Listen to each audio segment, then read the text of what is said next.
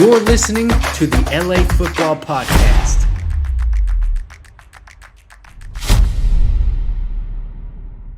What is going on, Los Angeles? Welcome to the LA Football Show right here on the LA Football Network and live on the Mightier 1090 ESPN Radio. Thank you all for tuning in, making us a part of your day. If you are on podcast or video platform, this is going to be your USC Trojans segment. On radio, we're going to hit the Trojans, then we'll get into the Chargers matchup with the Titans. Then we got some UCLA talk after the Regents meeting and some potential transfers visiting. And then we'll wrap up with our Rams, who play on Monday night up in a chilly environment at Lambeau Field. So it should be a great show as always. And as always, joining me on the airwaves, the great Madman. What's up, Jamal? How we doing? Happy Friday to you. Happy Friday to you, Ryan. Excited to get into all of this. Feels like it's been a while since we've been able to talk about all four teams, and also just very excited about the holiday season. So happy holidays to all of our listeners out there, and hard to believe we're 9 days from Christmas and a few days after that from the new year and all the other festivities and celebrations across various cultures going on right now. So it's always just a very special time of the year. Yeah, absolutely. Yeah. Happy holidays. Merry Christmas to everyone out there. I was talking to my wife last night, and it's crazy how fast this time of year goes. Like, this is, I think I've said it many times, but this is like my favorite time of year. Like, summers in LA are great. You get the beaches. It's a lot of fun. It's kind of our downtime in terms of football coverage. So we actually get to relax a little bit. Holidays are crazy. Like, it's crazy busy with work.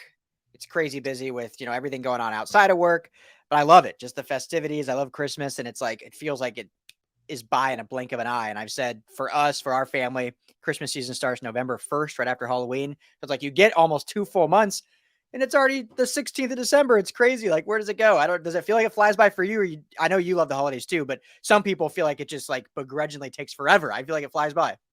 No, it definitely flies by for me and for our family, Ryan. It's, Halloween until, Christmas, and then, into the new year. It just feels, and then obviously you got Thanksgiving there in the middle. And then I've got my birthday is a few days before Halloween. And then a lot of friends and family are in October, November. So it just feels like it's sort of one big celebration for about 2 months and goes by far too quickly.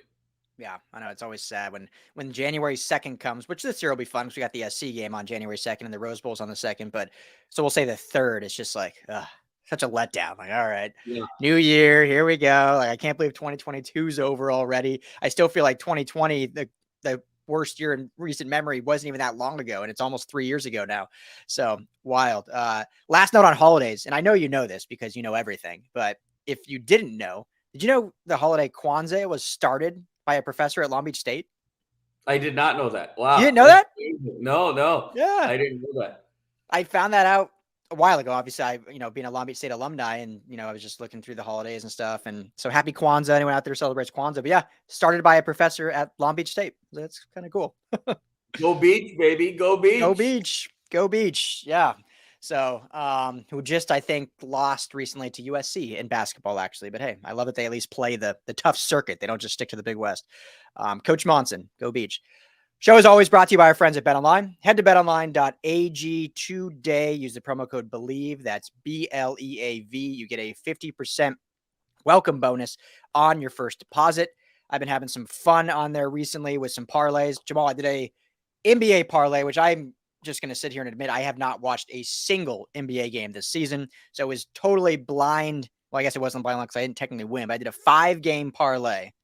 4 games hit. And of course, like in all betting, the 5th one, the Warriors screwed me. Would have been a big payout. But anyway, you can do all that at betonline.ag. Once again, promo code BELIEVE. Get a 50% welcome bonus on your first deposit. It's free money. Head there. You can bet on these bowl games that are going. We have I think you can still join. You'll miss out on the first few games. You'll be behind, but I'll leave the link in the description. We actually have a college bowl pick'em we are doing, partnered with Run Your Pool. You can win $1,000 on that, or you can just go to BetOnline and kind of bet on the bowl games there. So tell the guys at the LA Football Network sent you. All right, Jamal. So we're talking USC football. Main probably topic that we will get into, because we haven't really discussed it since you were out of town last week and just had some stuff come up. So now we can get into it, is our great quarterback, the great Caleb Williams, seals the Heisman. Seals, not steals. He absolutely deserved it, but he got it in his possession.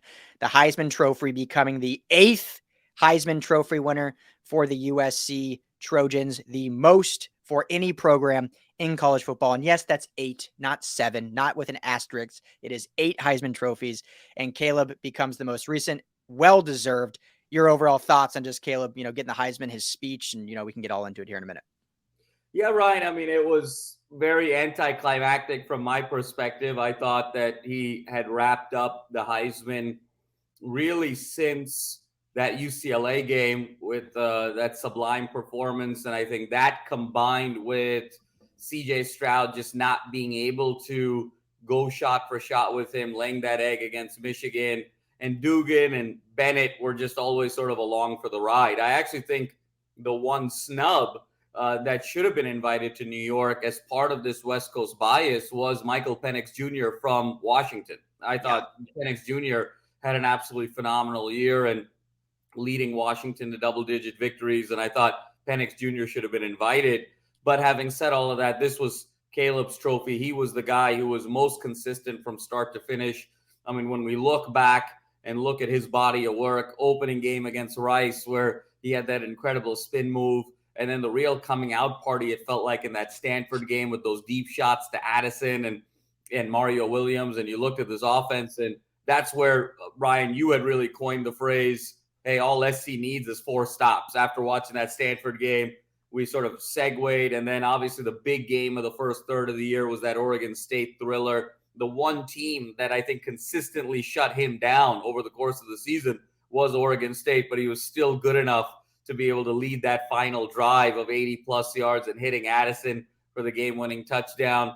And then there was a bit of an injury bug with the Trojans, obviously with Addison getting hurt in that Utah game, Mario Williams getting hurt, and that became kind of the turning point of the season a little bit, where they were 6-0, got that heartbreaker in Salt Lake. He absolutely balled out and then kept this team afloat with wide receiver 3, 4, 5, Michael Jackson III. That's where Tahj Washington emerged, where Brenden Rice emerged, where Bynum emerged. And he was just sort of that consistent factor, and then peaked once again in those rivalry games against UCLA and Notre Dame.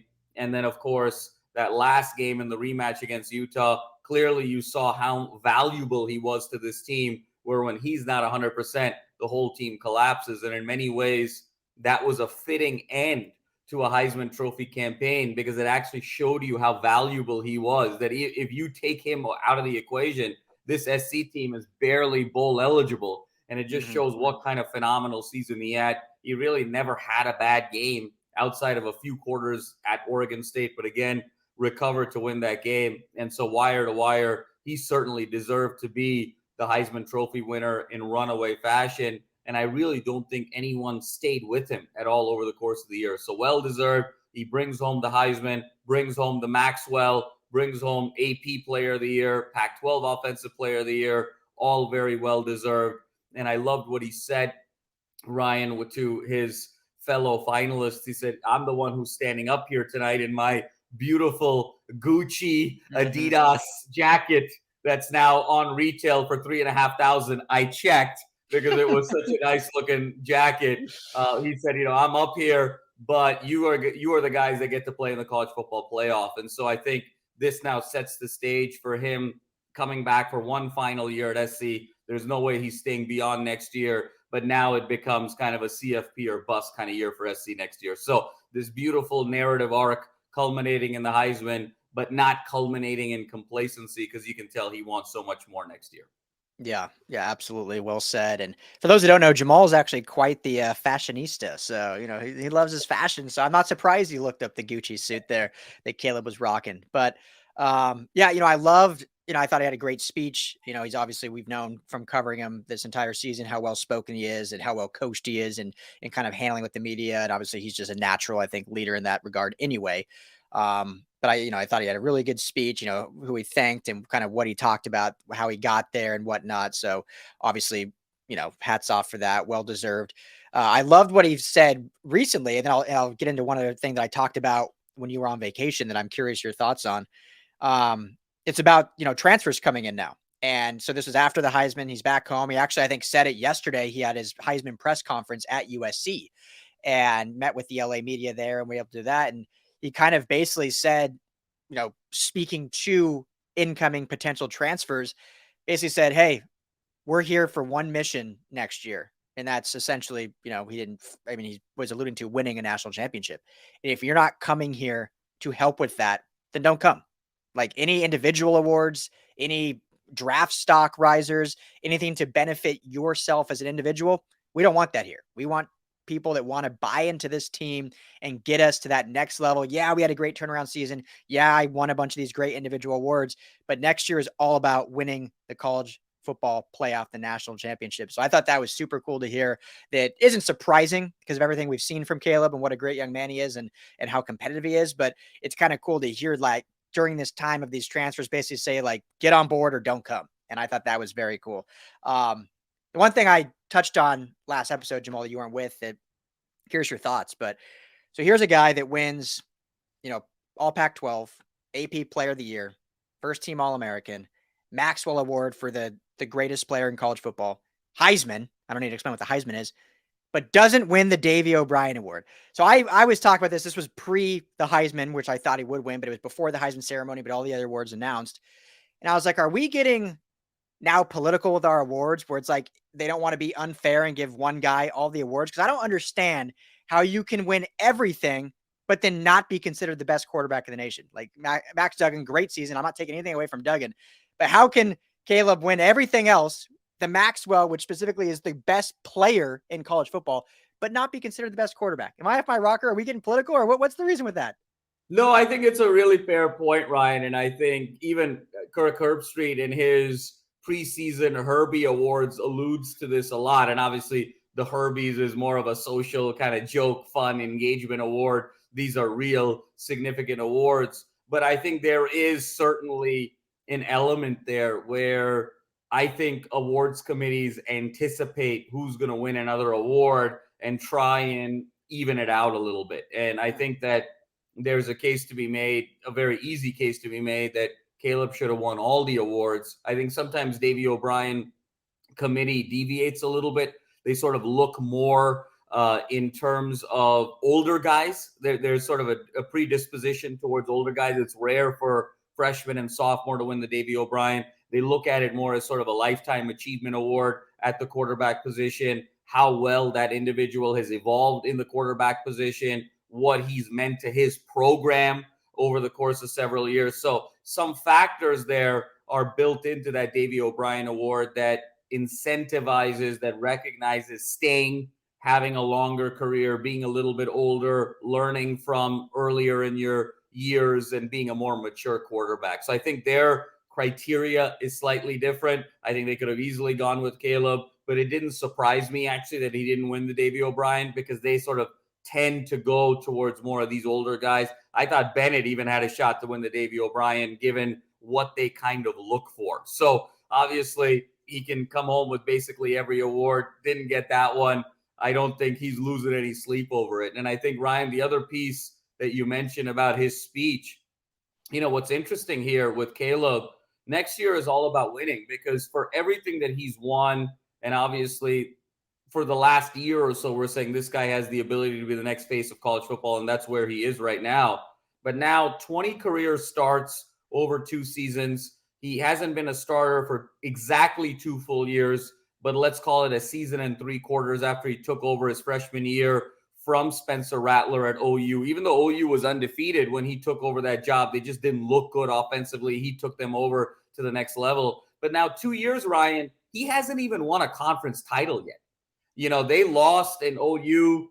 They didn't even win the Big 12. He lost the game at Bedlam that actually opened the door for Lincoln Riley to come to USC. And now this year, falling short twice to Utah. So for as decorated as he is individually, he hasn't won anything yet at the college football level. And so for him to really elevate himself as a true legend of college football, And obviously he's already there being a Heisman winner. He's going to have to win something.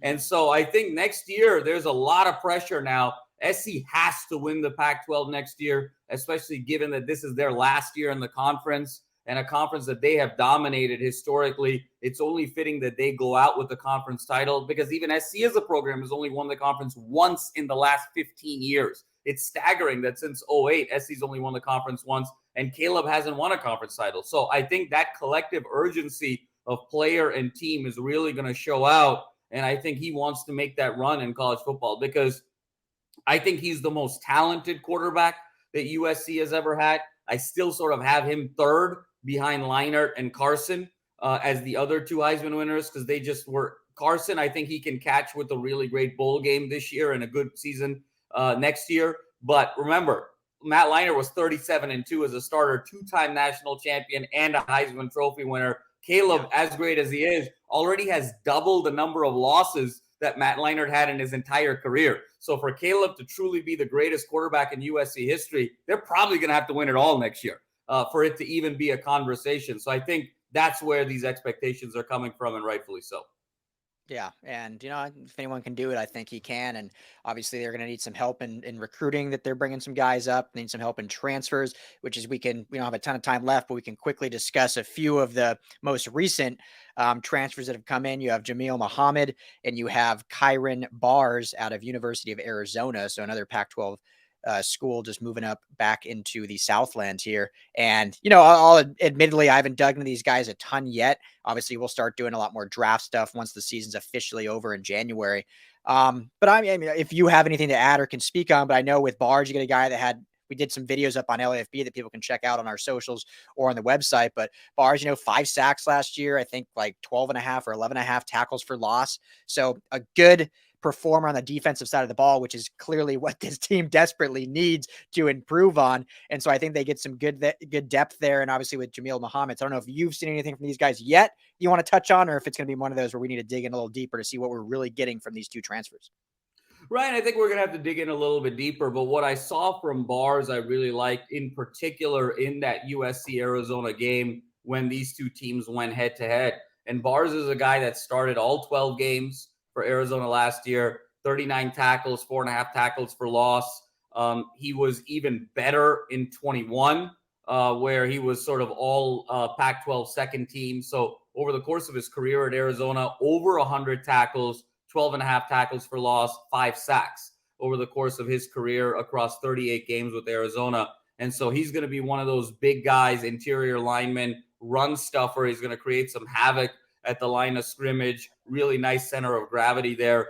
And I think that's obviously where SC needs the most fortitude. We've talked about it in terms of front seven to truly be elite. And as tough as this front seven was in terms of challenges this year, when you look at the possibility of Tuli Tuipulotu, who was the Pac-12 Defensive Player of the Year and the best front seven player on USC potentially leaving. So you take this defense and now you take Tui off of this team. There's even more ground to cover. So a guy like Bars, and then I love Muhammad as an athlete, more of a raw kid, much better pass rusher.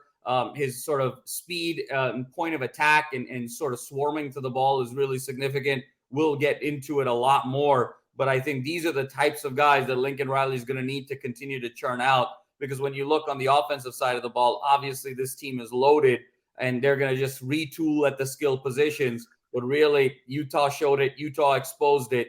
And even Oregon State to a certain extent. If you get SC in the trenches and you sort of punch them in the mouth in the trenches, you really have a shot. So that's that next step for SC to go from Pac-12 darling, double-digit win team to true CFP contender. And I love that Lincoln Riley and company have gotten off to such a terrific start already early in this transfer portal season. Yeah. College football is so wild that they have a New Year's Eve 6 bowl game, a Cotton Bowl, and you still have to focus on recruiting and hit the portal because it opens. The schedule is just, I'm not a huge fan of it because it's then no one even cares about these bowl games when you have a month off and so much stuff going on, but that's the way it is. So, the thing about Muhammad before we take a break here is, we talked, Jamal, a week or so ago, if Alex Grinch is going to be the defensive coordinator next year, which at this point, all indications seem like that will be the case. We'll see how the bowl game goes, if that affects anything. But if he is, and this is going to be the system, we talked about the number one priority for this defense is going to be getting athletic linebackers, because last year, as good as Shane Lee is, as good as Ralen Goforth is, who's transferring as a graduate transfer, I can't remember if we've mentioned that before, but he announced that a week or so ago. As good as those guys were, they just didn't truly fit in that Grinch system. And so a guy like Jamil Muhammad, again, I don't know what I need to dive in deeper, but his athleticism definitely fits the mold more of what Alex Grinch wants his linebackers to do. So that being said, at least we're off to a good start in that regard. Now, obviously, we may need a little higher talent, little more stars, whatever you want to say. But at least they're attacking and approaching the correct type of player to fit this system on defense, because offense, I'm not worried at all about. It's getting this defense to get us, maybe next year we get 6 stops. Maybe that's the goal. 6 stops a game. Give us that. Then we can have a little bit more breathing room in some of these ones. So, but with that being said, that's all the time we got for our USC talk. Take a quick break if you're on radio. Be back to talk Chargers. If you're on podcast, have a phenomenal weekend. We'll talk to you all again before the Christmas season, or the Christmas day actually begins. So everyone, take care. Peace out.